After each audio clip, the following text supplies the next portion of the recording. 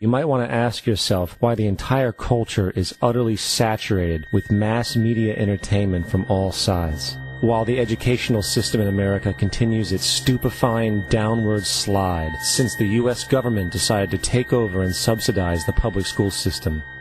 The last thing the men behind the curtain want is a conscious, informed public capable of critical thinking. They seek to keep you in a distracted, naive bubble, and they are doing a damn good job of it. In 2005, an arrangement between Canada, Mexico, and the United States was made. This arrangement, unannounced to the public, unregulated by Congress, merges the United States, Mexico, and Canada into one entity, erasing all borders.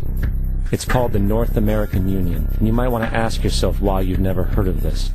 In fact, there is only one mainstream reporter who has actually heard of and has had the courage to cover this issue.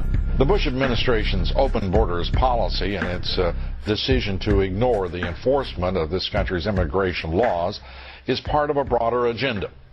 President Bush signed a formal agreement that will end the United States as we know it, and he took the step without approval from either the U.S. Congress or the people of the United States. It's a deal that few have even heard of. It's being done again by very few people at the very top on behalf of the investment class, but the working class of people, political officials across our country, from communities, from cities and so forth, they don't know anything about this.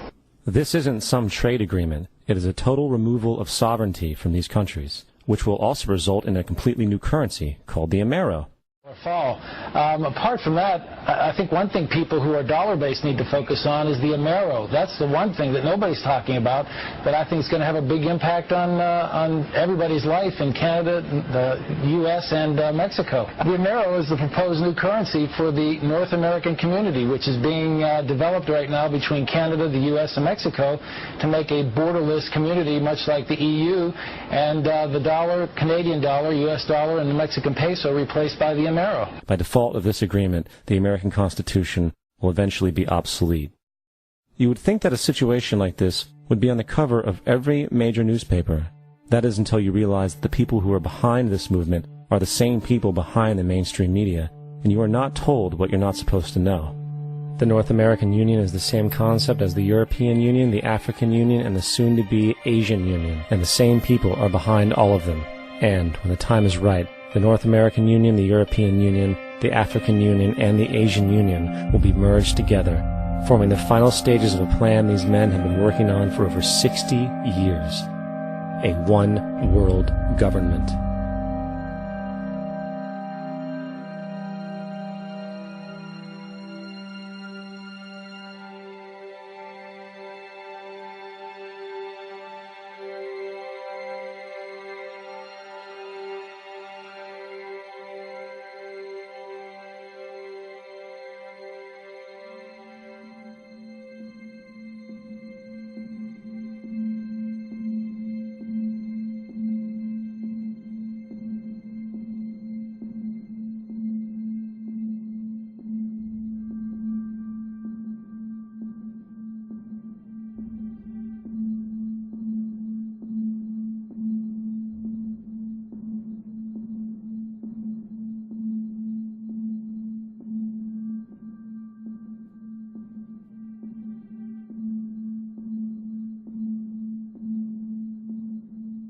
One bank, one army, one center of power.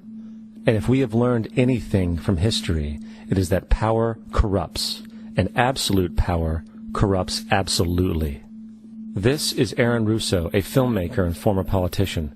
To his left is Nicholas Rockefeller of the infamous Rockefeller banking and business dynasty. After maintaining a close friendship with Nicholas Rockefeller, Aaron eventually ended the relationship, appalled by what he had learned about the Rockefellers and their ambitions.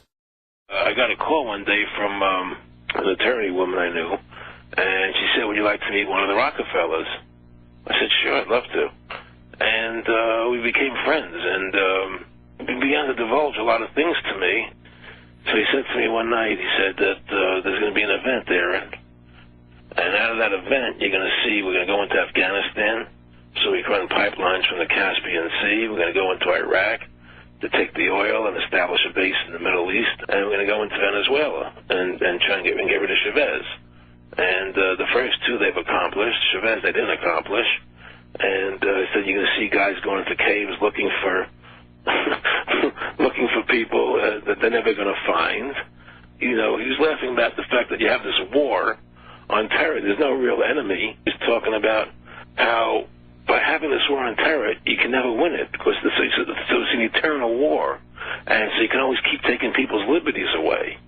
And I said, how are you going to convince people that this war is real? He said, but the media can convince everybody it's real. I mean, you know, it's just that you keep talking about things, you keep saying it over and over and over again, and eventually people believe it.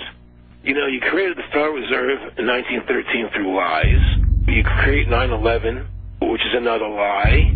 Through 9/11, you're fighting a war on terror, and now all of a sudden you go into Iraq, which was another lie, and now they're going to do Iran. You know, and it's all one thing leading to another, leading to another, leading to another. Now, I would say, what are you doing this for? What's the point of this thing? You have all the money in the world you ever want. You have all the power. I said, you know, you're hurting people. It's not a good thing. And he would say, what do you care about the people for? Take care of yourself and you take care of your family. And then I said, so what are the ultimate goals here? He said, the ultimate goal is to get everybody in this world chipped with the RFID chip and have all money be on those chips and everything on those chips. And if anybody wants to protest what we do or violate what we want, we just turn off that chip. That's right, microchipped. In 2005, Congress, under the pretense of immigration control and the so-called war on terrorism, passed the Real ID Act. You will be required to carry around a federal identification card, which includes on it a scannable barcode with your personal information.